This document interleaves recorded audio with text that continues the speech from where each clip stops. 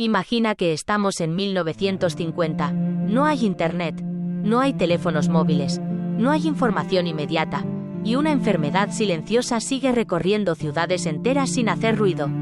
Se llama tuberculosis, y en aquella época escuchar ese diagnóstico podía significar desaparecer del mundo durante años. En esos años, cuando alguien era diagnosticado con tuberculosis activa, no simplemente recibía un tratamiento y volvía a casa. Era separado, aislado, enviado lejos de su familia. En muchos casos, a lugares construidos específicamente para mantener a los enfermos apartados del resto de la sociedad. Lugares enormes, fríos, silenciosos. Lugares como el Waverly Hills Sanatorium, en Kentucky. Este edificio no parecía un hospital común. Construido en lo alto de una colina, rodeado de bosques, tenía una presencia imponente. Desde lejos parecía más un gran hotel o incluso una institución académica. Pero su propósito era muy distinto. Allí dentro, miles de personas luchaban contra una enfermedad que en ese momento era una de las principales causas de muerte en el mundo. Para entender por qué existían estos sanatorios hay que entender el miedo. La tuberculosis era altamente contagiosa, se transmitía por el aire. Una tos, un estornudo, una habitación mal ventilada, eso bastaba. Y sin antibióticos realmente eficaces hasta mediados del siglo XX, las opciones médicas eran limitadas. El tratamiento más común no era una pastilla milagrosa. Era reposo absoluto, aire puro, buena alimentación y aislamiento. Por eso los sanatorios se construían lejos de las ciudades, en zonas altas, montañosas, rodeadas de naturaleza. Se creía que el aire fresco ayudaba a los pulmones a sanar. Las habitaciones estaban diseñadas con enormes ventanales y balcones abiertos, incluso en invierno, incluso con nieve. Los pacientes pasaban horas recostados al aire libre, envueltos en mantas, respirando aire helado. Imagina despertar cada mañana en una cama alineada junto a otras decenas de camas, todas ocupadas por personas que tosen, que respiran con dificultad, que miran al techo en silencio. Algunos llevan allí meses, otros años. En 1950, aunque ya existían avances médicos como la streptomicina, no todos los pacientes tenían acceso inmediato a tratamientos efectivos. Muchos seguían siendo enviados a sanatorios como medida de contención. La estancia no tenía fecha clara de salida. Podía durar 6 meses, 2 años o más. La vida dentro de estos lugares era rutinaria y estricta. Horarios fijos para despertarse, horarios para comer, horarios para descansar, horarios para recibir visitas que eran limitadas y vigiladas. El contacto con el exterior era mínimo. Muchas familias solo podían comunicarse por carta. Algunos pacientes ingresaban siendo adolescentes y salían siendo adultos. Otros simplemente nunca regresaban. El Waverly Hills Sanatorium llegó a albergar a más de 400 pacientes al mismo tiempo. Durante las décadas más duras de la epidemia, las cifras de fallecimientos eran tan altas que se construyó un túnel subterráneo especial, no para tratamientos, no para suministros, sino para trasladar los cuerpos sin que los demás pacientes vieran lo que estaba ocurriendo. Aquel túnel, conocido como el Body Chute, descendía por la colina hasta la base del terreno. Allí los cuerpos podían ser retirados discretamente. La intención no era macabra, era psicológica. Se intentaba mantener la moral de los pacientes que seguían luchando. Pero imagina vivir sabiendo que bajo tus pies existe un pasillo dedicado exclusivamente a transportar a quienes no lograron sobrevivir. El miedo no era solo físico, era mental.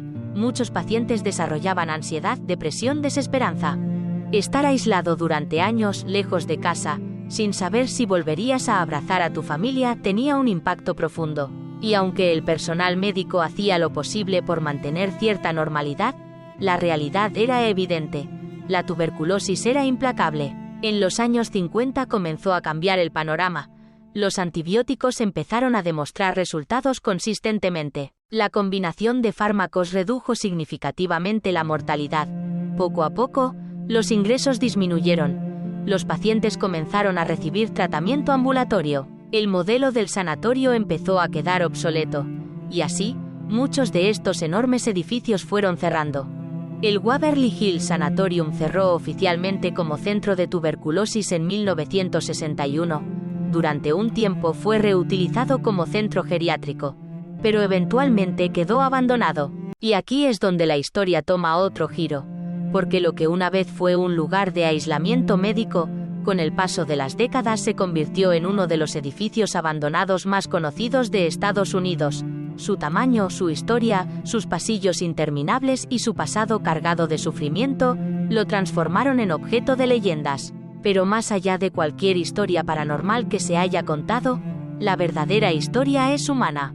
Miles de personas vivieron allí momentos de esperanza y desesperación. Allí se escribieron cartas de amor, se despidieron familias, se celebraron pequeñas mejorías como grandes victorias, se lloraron pérdidas en silencio.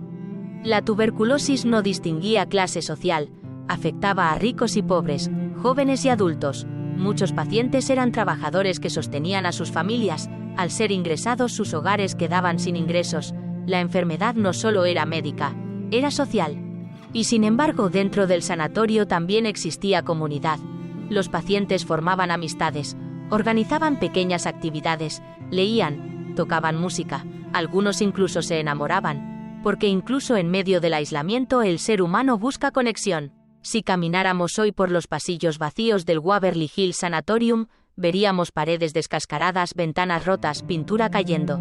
Pero en 1950 esos pasillos estaban llenos de vida, de pasos, de conversaciones bajas, de tos constante. Las camas alineadas en los balcones abiertos al invierno no eran una imagen de crueldad, sino de esperanza científica. Se creía genuinamente que el aire puro podía salvar vidas, y en algunos casos lo hacía. Con el avance definitivo de los antibióticos, la tuberculosis dejó de ser una sentencia casi automática de aislamiento prolongado. Pero durante décadas, estos sanatorios fueron la primera línea de defensa. Hoy, cuando escuchamos la palabra tuberculosis, puede parecer lejana, controlable, tratable, pero en 1950 todavía era una amenaza real y presente. Imaginar la experiencia completa es difícil desde la comodidad actual. Imaginar subir a un vehículo sabiendo que no volverás a casa en meses. Imaginar mirar por la ventana del sanatorio viendo la ciudad a lo lejos, sabiendo que estás separado por más que kilómetros. Era un exilio médico. Y sin embargo, también fue un periodo de transición en la historia de la medicina, un puente entre la era sin tratamiento y la era de los antibióticos modernos. Los sanatorios fueron necesarios en su momento, representaron el conocimiento médico disponible en esa época, fueron construidos con la intención de salvar vidas, aunque el método fuera aislamiento extremo. Hoy quedan como testigos de una batalla silenciosa que marcó generaciones, y quizás lo más inquietante no es el abandono actual del edificio, es pensar en las miles de historias individuales que ocurrieron dentro de esas paredes, historias que nunca fueron registradas, historias que quedaron entre cartas guardadas y recuerdos familiares. En 1950, entrar en un sanatorio significaba incertidumbre, pero también significaba una oportunidad, porque fuera de allí, sin aislamiento, la enfermedad podía propagarse sin control. Estos lugares fueron parte de una estrategia global para frenar una epidemia que había cobrado millones de vidas. Y aunque hoy podamos mirar esos edificios con curiosidad o misterio, su verdadera esencia fue la lucha por sobrevivir en una época donde la medicina aún estaba aprendiendo. Imagina por un momento estar allí, el aire frío entrando por las ventanas abiertas, el sonido lejano del viento, la tos intermitente de otros pacientes. La carta que escribes esperando respuesta, la esperanza de escuchar que el nuevo medicamento está funcionando. Imagina esperar el día en que te digan que puedes volver a casa. Algunos lo escucharon, otros no. Y esa es la historia real detrás de aquellos enormes sanatorios que aún hoy se alzan en silencio. No eran solo edificios, eran mundos apartados del mundo. Dicen que algunos de estos edificios aún guardan historias que nadie ha contado. ¿Te gustaría que hiciera un vídeo completo sobre uno de ellos? Déjamelo saber en los comentarios y no olvides suscribirte. Nos vemos en el próximo viaje.